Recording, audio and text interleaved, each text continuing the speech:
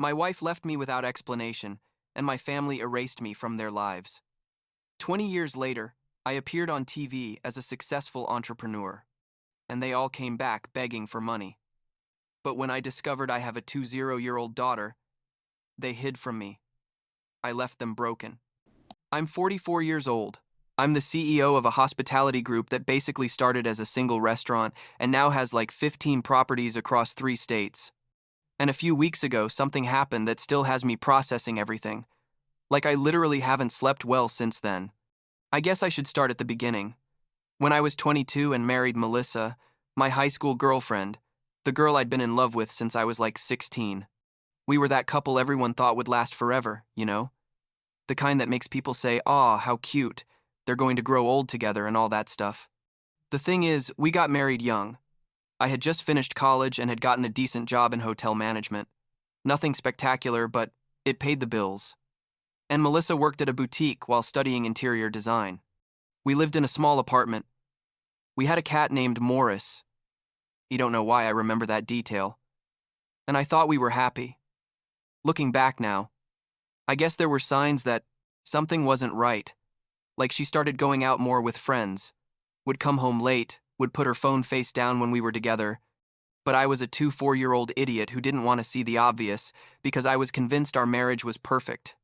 Then one day, I came home from work and Melissa was sitting in the living room with papers on the table. Divorce papers. Just like that. Out of nowhere, without any prior discussion, without fights, without anything to prepare me for it. She told me she didn't love me anymore, that she needed space, that this wasn't working. And when I tried to ask her what had happened, what I'd done wrong, if we could go to therapy or whatever, she just kept repeating the same thing, that this was over and that was it. She signed the papers right there in front of me, grabbed 2 suitcases she already had packed, which means she had planned this, you know what I mean? And left. Left me there in that apartment with a cat and a bunch of unanswered questions. The worst part wasn't the breakup itself, though that was devastating. Believe me. The worst part was what happened after. Like a week after Melissa left, my mom called and told me we needed to talk. I went to my parents' house, thinking they were going to console me or something, and instead my dad was there with that serious face he'd make when something really grave happened. They sat me down and basically told me it was better if I didn't contact them for a while, that they needed space, that the situation with Melissa was very complicated and they had to think about the whole family. They didn't explain anything else, just that.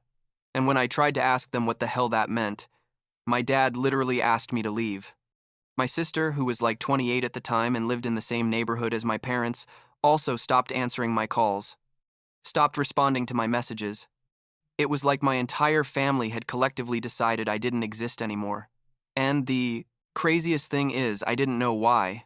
I mean, Melissa had left me. I was the victim in this story, wasn't I? But somehow they treated me like I had done something unforgivable. I tried to go to my parents' house like 3 more times, but my mom wouldn't even open the door. She'd just yell from inside for me to leave, that I couldn't be there. The next few years were, without exaggeration, the worst of my life. I lost my job because I basically stopped functioning as a person. I'd arrive late, couldn't concentrate, spent my time trying to understand what had happened. I had to move to an even smaller apartment, sold my car, basically survived on temp jobs, and help from a couple of friends who stuck with me through everything. There were moments when I honestly didn't know if I was going to make it out of that. Like really dark moments where I thought maybe it would be easier to just not be here, you know? But something in me, I don't know what, kept me going forward. I guess it was pure pride or stubbornness or something like that. Like 4 years after all that disaster, one of my friends, Carlos, had a small place he'd inherited from his grandfather and proposed we open a restaurant together. I didn't know anything about restaurants beyond my hotel experience, but I needed to do something with my life, and Carlos knew a chef who was looking for a place to cook, so we said, why not? We got a small loan, fixed up the place that was practically in ruins, and opened a fusion food restaurant that at first only served dinners on weekends because we didn't have enough capital for more. And here's the thing, the restaurant worked. Not overnight. It took like 2 years for it to really take off, but it worked. People started coming, the reviews were good, and little by little we started making real money. Like a year after opening the first restaurant, I met my current wife. She was 31 at the time and worked in marketing. And honestly, it was the first time in years I felt I could trust someone again. We got married like 2 years later, and a year later, our son was born, who's now 8 and is basically the light of my life.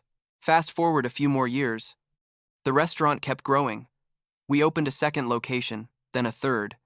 Then we started diversifying into boutique hotels, cafes, a couple of bars. I hired good people, learned the business, worked like crazy for 20 years. And suddenly I had this hospitality empire I'd built from scratch with the help of my friends and my wife. Don't get me wrong, I'm not a millionaire or anything like that, but I'm doing well, really well. Like my son goes to a private school, and we live in a nice house, and I don't have to worry about money like before. Like 2 months ago, a local TV station did a report on successful entrepreneurs in the city, and they interviewed me along with other business owners.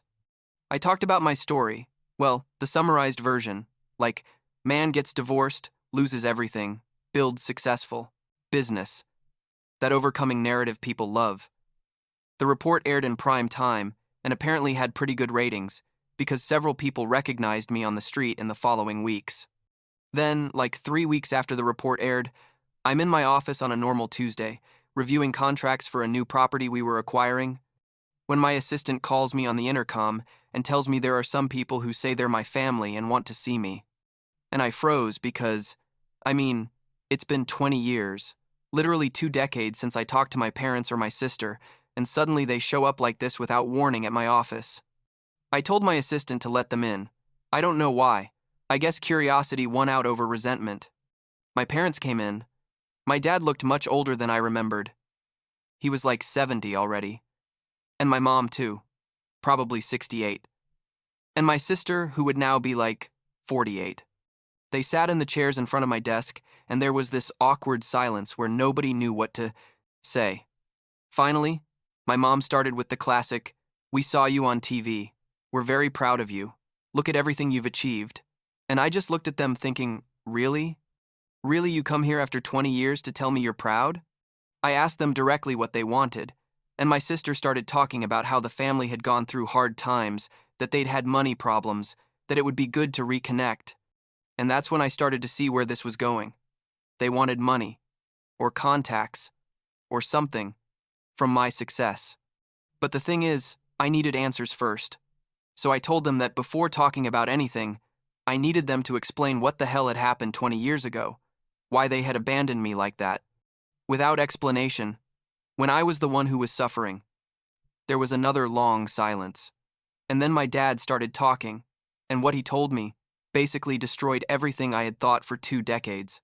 Turns out Melissa hadn't just left me for no reason. Melissa had been having an affair with my cousin Austin, my dad's brother's son. Austin was like 3 years younger than me, had always been the spoiled kid of the family, the one who could do whatever he wanted without consequences. And apparently what he wanted was to sleep with my wife. But wait, it gets worse. When my parents found out about the affair, Austin's dad, my dad's brother who owned a big business in the city and was basically the patriarch of the extended family, told my parents that if they said anything or if they supported me, he was going to cut all ties with them, kick them out of the will, basically destroy any connection they had with that part of the family. And my parents, being the cowards they apparently are, decided it was more important to maintain the relationship with the rich uncle than to support their own son. My sister added, almost crying at this point, that she had also wanted to contact me, but my parents had pressured her not to, that the whole family had agreed. It was better to cut contact with me completely so Austin and Melissa could be together without drama. And when I asked them if Melissa and Austin were still together, my mom said yes, that they had gotten married like a year after our divorce, and that they had a daughter. A daughter. Melissa and Austin have a daughter. And then my dad dropped the final bomb. The daughter isn't Austin's. The daughter is 20 years old. Do the math. Melissa was pregnant when she left me. Melissa was pregnant with my child when she left me, and she never told me, and my whole family knew and nobody told me anything for 20 years. I don't remember exactly what happened next. I think I started yelling. I think I told them to leave. I think I called security to get them out of my office. My assistant told me later that the guards practically had to drag my mom out because she didn't want to leave. kept screaming that she was so sorry, that I had to understand them, that they had done what they had to do for the family. The family. As if I wasn't part of that family. I spent the next few days in a state of total shock. Couldn't eat, couldn't sleep, told my wife everything, and she was as furious as I was, telling me how was it possible people like that existed? How could my parents have done that to me? My son noticed something was wrong because I was basically a zombie at home, but I didn't know how to explain to him that I had just discovered I had a 2-0-year-old daughter I'd never met. My parents and sister tried to contact me like 1,000 times over the next few weeks. Calls, messages, emails, they even showed up at my house once, but my wife chased them off before I saw them. In the messages, they said they wanted to explain better, that they needed me to understand their position, that the uncle had threatened to financially destroy the whole family if they supported my divorce. Please give them a chance. I blocked all their numbers, told my employees if they showed up again to call the police, basically erase them from my life the same way they erased me 20 years ago. But the thing is, I couldn't stop thinking about the daughter. About my daughter. She's 20. She's in college in another state, according to the little my parents had mentioned before I threw them out, and she has no idea that the man she thinks is her father really isn't.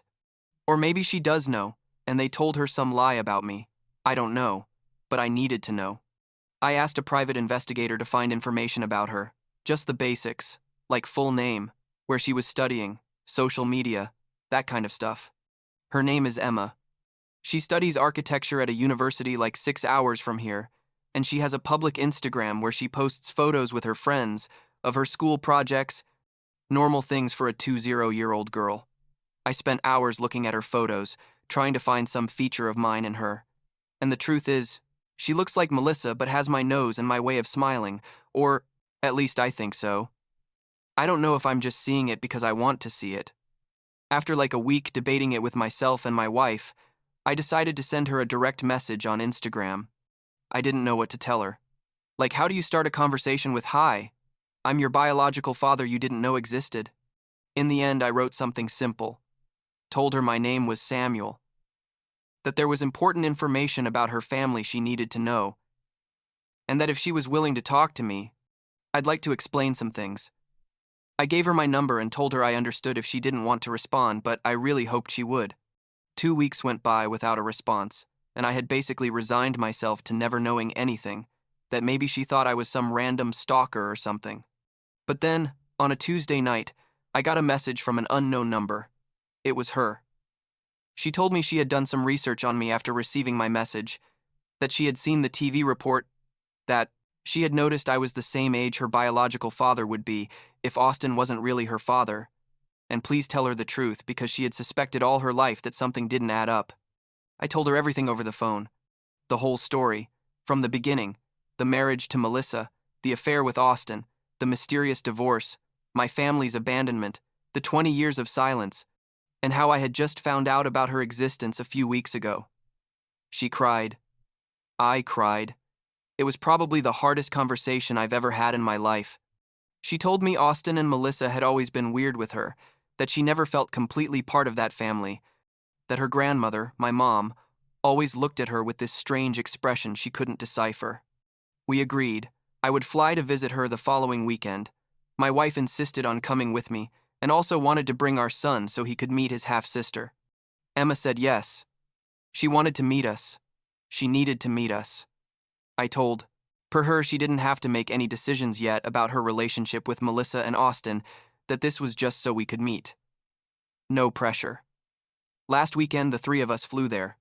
Emma was waiting for us at a cafe near her campus, and when I saw her in person for the first time, I felt like someone had punched me in the chest. She's my daughter, there's no doubt. She has my eyes, my way of moving my hands when she talks, even some of my expressions. We sat down and talked for hours. She asked me 1,000 questions about my life, about her brother, about my wife, about the business, about everything. My son was fascinated with her, showed her his toys on his phone and talked to her about his school, and Emma was super sweet with him. I asked her if she was going to talk to Melissa and Austin about this, and she told me she didn't know, that she needed time to process everything, but that she was furious with them for lying to her all her life. She asked me if she could stay in, contact with me. If we could build some kind of relationship, and obviously I told her, yes, that was what I wanted most. We exchanged real numbers, added each other on social media, and before we left, she hugged me for a long time and told me thank you for looking for me. Thank you for telling me the truth. It's been like 2 weeks since that trip. Emma and I talk almost every day, sometimes just short messages, sometimes long calls. She told me she confronted Melissa and demanded she tell her the truth, and apparently Melissa broke down and admitted everything, tried to justify herself saying she had been young and had made mistakes, and that Austin was a good father anyway.